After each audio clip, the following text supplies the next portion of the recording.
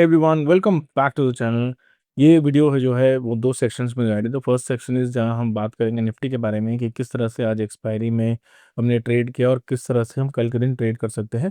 और जो second section है वो स्विंग ट्रेडिंग का है, जो कि आज हो सकता है कि थोड़ा लेंदी हो, बिकॉज आज मैंने दो स्टॉक्स बेचे हैं और चार नए स्टॉक्स ऐड किए हैं। तो हम देखेंगे कि क्या रीज़न था उन स्टॉक्स को ऐड करने का और किस तरह से आगे हम उन स्टॉक्स को मैनेज करेंगे और ओवरऑल पोर्टफोलियो किस तरह से परफॉर्म कर रहा है। तो चलिए चलते हैं वीडियो में।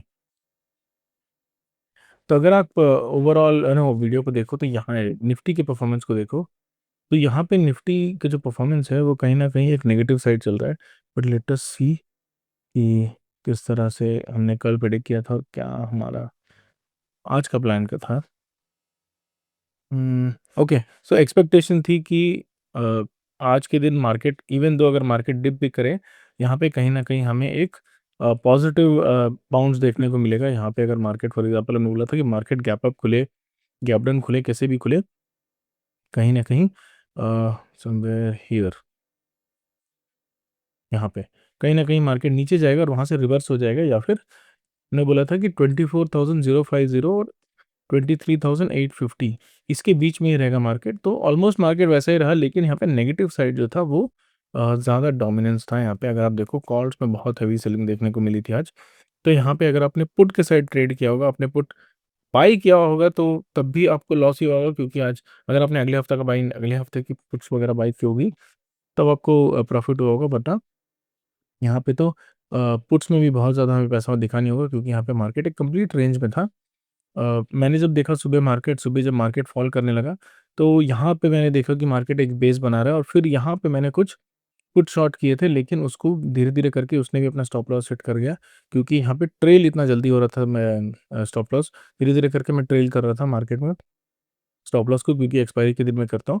और यहाँ पे आप देखो धीरे-धीरे करके वो स्टॉप लॉस हिट करने लगा, उसके बाद कंप्लीट साइडवेज हो गया। तो जिन्होंने भी एक ट्रायंगल सेल किया होगा या फिर स्ट्रैडल सेल किया होगा इन एरियाज़ में 24,900 के आसपास, उसे बहुत अच्छा प्रॉफिट हुआ होगा। अब देखते हैं कल किस तरह से हम ट्रेड कर सकते हैं। तो अगर आप वीकली चार्ट देखो बिटकॉइन का, इवन दो वीक अभी तक कंप्लीट नहीं हुआ है, यहाँ पे एक बहुत बड़ा रेड कैंडल नीचे की तरफ मूव किया है। यहाँ पे दो डोजी बने थे, अभी नीचे की तरफ मूव कर रहा है।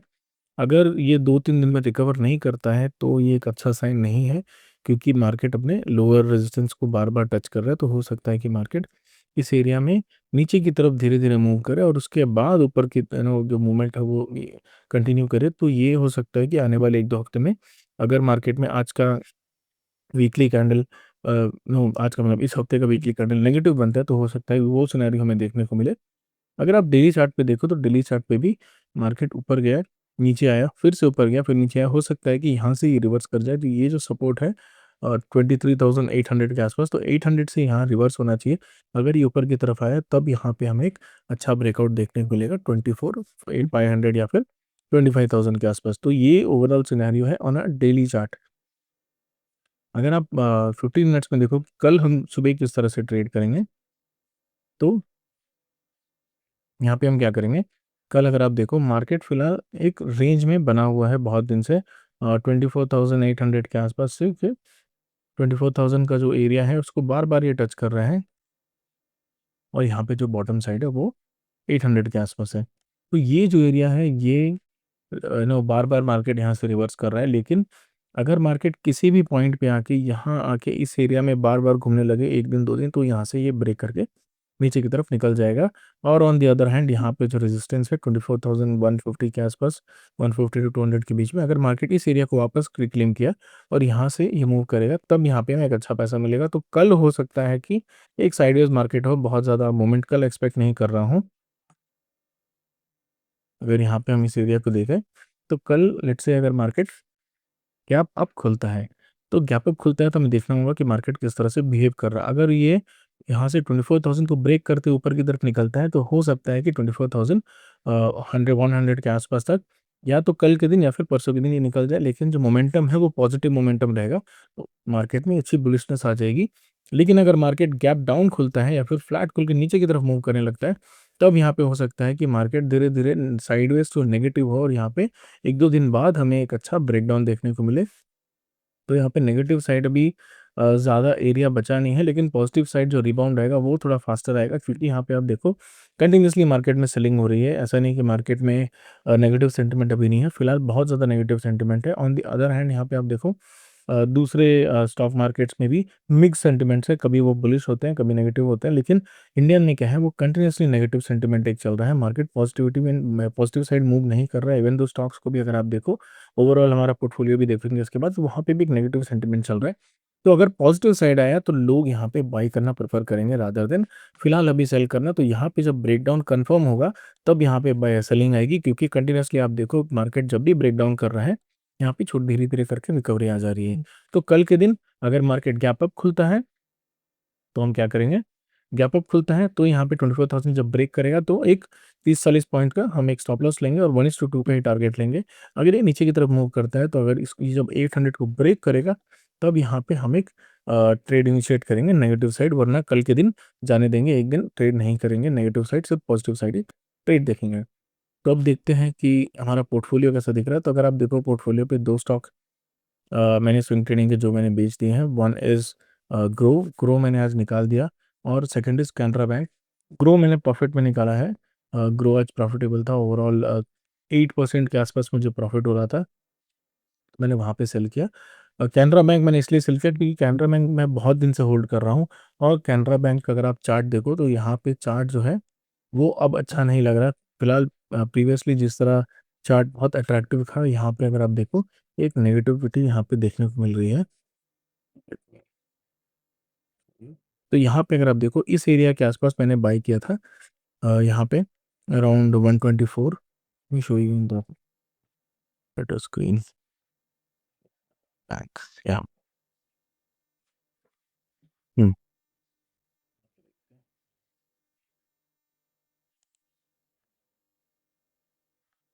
ये देखो। तो यहाँ पे जब मार्केट इस एरिया पे आया था, यहाँ पे 126 के आसपास, यहाँ जब तो पहला उसका यहाँ से मार्केट आया, पहला टेस्ट था, और उसके बाद यहाँ से ऊपर गया, और यहाँ से जब ये रिवर्स करके आया तो एक लोअर लो बनाते हुए आ रहा है, लोअर हाई बनाते हुए आ रहा है। ये मुझे बिल्कुल पसंद नहीं है, और मार्केट फिर से उसी एरिया पे आ चुका है। तो हो सकता है कि थोड़ा ये साइडवेज जाए और यहाँ इसको ब्रेक करके नीचे की तरफ निकल जाए। तो यहाँ पे 115 तक यहाँ के इस पे टारगेट है। तो यहाँ पे एक नेगेटिव साइड मार्केट में जो चार्ट है वो टर्न हो चुका है कैनरा बैंक का। अगर यहाँ से इसको एक पॉजिटिव साइड जाना है तो इसको ये 136 का जो मार्क है उसको ब्रेक करके ऊपर की एक तरफ एक हायर हाई बनाना होगा, तब जाके यहाँ पे एक पॉजिटिव सेंटिमेंट या पॉजिटिव चार्ट यहाँ पे आएगा। जो चार्ट अभी दिख रहा है वो कम्प्लीटली नेगेटिव है। मार्केट 115 116 तक इसका टारगेट दिख रहा है, ऑलमोस्ट 10 रुपये का टारगेट क्लियरली हमें कैनरा बैंक में दिख रहा है। तो ये एक प्रॉब्लम है जो कैनरा कैनरा बैंक में, इसीलिए मैंने यहाँ पे कैनरा बैंक को निकाल दिया, क्योंकि चार्ट जो है बिल्कुल अच्छा नहीं लग रहा है। इवन दो डेली वीकली किसी पे भी देखो, ग्रो मैंने पॉजिटिव में ही सेल किया है, ग्रो को प्रॉफिट में सेल किया, और ग्रो को मैं बहुत दिन से होल्ड कर रहा हूँ। But will see how the other stocks are. तो यहाँ पे अगर आप देखो 4 पोजीशन मैंने नई पोजीशन ली है। तो सबसे पहले देखो, सबसे पहले नहीं है, मैंने ली है blue stone. Let's see, blue stone को अगर आप देखो, बहुत ही क्लासिक रेजिस्टेंस पैटर्न है ये। यहाँ मार्केट में बॉटम आउट किया, यहाँ पे एक आईपीओ के बाद यहाँ पे एक बॉटम आउट देखने को मिला। मार्केट यहाँ पे नीचे गया और उसके बाद कंटिन्यूसली इस रेजिस्टेंस को ब्रेक करने की कोशिश कर रहा है, और यहाँ पे हो सकता है कि यहाँ पे रेजिस्टेंस को ब्रेक करे और हमें एक अच्छा प्रॉफिट मिले। तो यहाँ पे जो रिस्क रिवॉर्ड है वो ज़्यादा है कंपेरेटिवली। अगर आप देखो चार्ट, यहाँ पे अगर आप देखो तो डेली चार्ट पे यहाँ देखो, तो यहाँ पे जो हमारा फिलहाल रिस्क रिवॉर्ड है वो अराउंड 10% का इसमें रिस्क है, और जो प्रॉफिट है वो 1:3 का हमने प्लान किया है, वो 30% है। तो 1:3 का यहाँ पे रिस्क रिवॉर्ड है। हो सकता है ये 30% ना हो, 20% ही हो, क्योंकि यहाँ पे ज़रूरी नहीं है कि मार्केट में हमारे हिसाब से रिस्क रिवॉर्ड अगर 1:3 ही हो तो 1:2 भी हो सकता है, क्योंकि यहाँ पे मुझे नहीं लगता उतना एग्रेसिवली स्टॉक मूव करेगा, या फिर अगर मूव करे भी तो हो सकता है अपने ऑल टाइम हाई के आसपास आने के लिए से थोड़ा टाइम लग जाए। तो 1:2 के बाद हम यहाँ पे अपना एक ट्रेलिंग स्टॉप लॉस लगाना शुरू कर देंगे, और यहाँ पे जो हमारा स्टॉप लॉस है वो अराउंड 500 के आसपास है। इवन दो टेक्निकली अगर आप देखो स्टॉप लॉस 524 के आसपास होना चाहिए था, 24 रुपये का ही स्टॉप लॉस होना चाहिए था, क्योंकि अगर मार्केट यहाँ से नीचे की तरफ निकलेगा तो यहाँ पे पूरा ये यहाँ से अगर नीचे निकलेगा तो धीरे-धीरे करके ये नीचे की तरफ चल जाएगा और इसको इसके नीचे निकल जाएगा, जिस तरह चार्ट दिख रहा है। बट आई थिंक थोड़ा रूम इसको चाहिए अभी फ़िलहाल ट्रेड करने के लिए। तो 10% का मैंने यहाँ पे स्टॉप लॉस रखा है। 500 के आसपास एक स्टॉप लॉस है, 8 से 9%। और यहाँ पे जो हमारा टारगेट है वो अराउंड 650 के आसपास है, व्हिच इज़ 20%। तो देखते हैं ये किस तरह से परफ़ॉर्म करेगा आने वाले दिन में। Second is Allen. एलेन हम बहुत दिन से प्लान कर रहे हैं। अगर आप मेरी वीडियो देखते हो तो कंटिन्यूअसली हम बहुत दिन से एलेन को ट्रैक कर रहे हैं और हमने प्लान किया था हम उसको बाय करेंगे। तो यहाँ पे मैंने बाय किया है क्योंकि आज एक डेली चार्ट में हमें एक रेड कैंडल देखने को मिला है। अभी भी जो स्टॉप लॉस है वो 10% के आसपास है, व्हिच इज़ अराउंड 273 के आसपास। तो 273 पे हमारा एक स्टॉप लॉस ऑलरेडी प्लेस्ड है, I mean which is planned. तो यहाँ पे टारगेट जो है वो 31% का है, 1:3 का हमारा इस पे टारगेट है, क्योंकि यहाँ पे अगर आप देखो इसका प्रीवियस नेक्स्ट रेजिस्टेंस यहीं पे होगा, तो ये परफेक्टली बैठता है अपने प्लान के हिसाब से। तो जो नेक्स्ट स्टॉक है वो है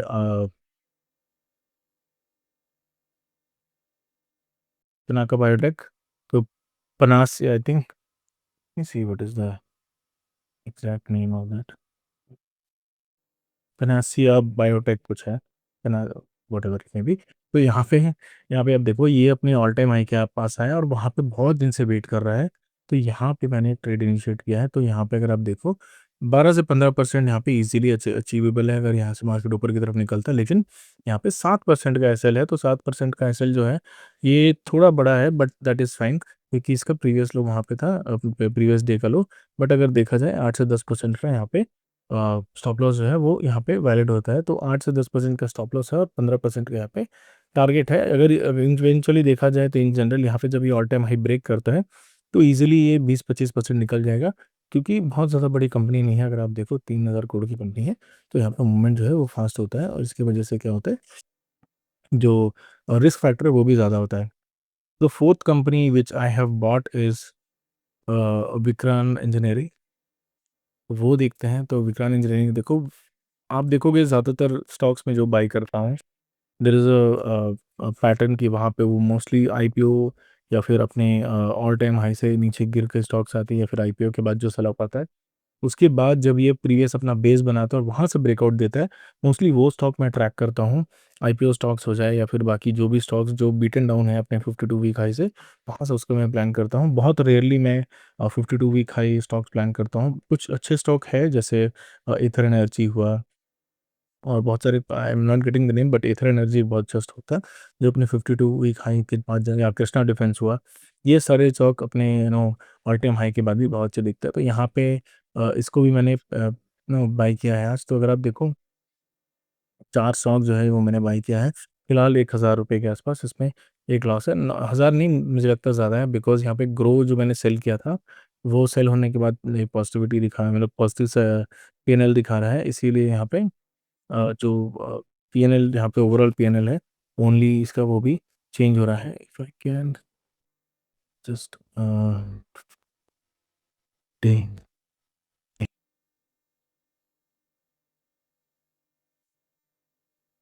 ओके, आई थिंक फिलहाल में कोई फ़िल्टर इसमें एप्लीकेबल हो नहीं रहा है, बट ओवरऑल अगर आप देखो मुझे लगता है कहीं न कहीं 2000 ढाई हज़ार का यहाँ पे लॉस फिलहाल चारों मिलाकर दिख रहा है। और होल्डिंग्स पे अगर आप देखो तो 1700 का ही पीएनएल है।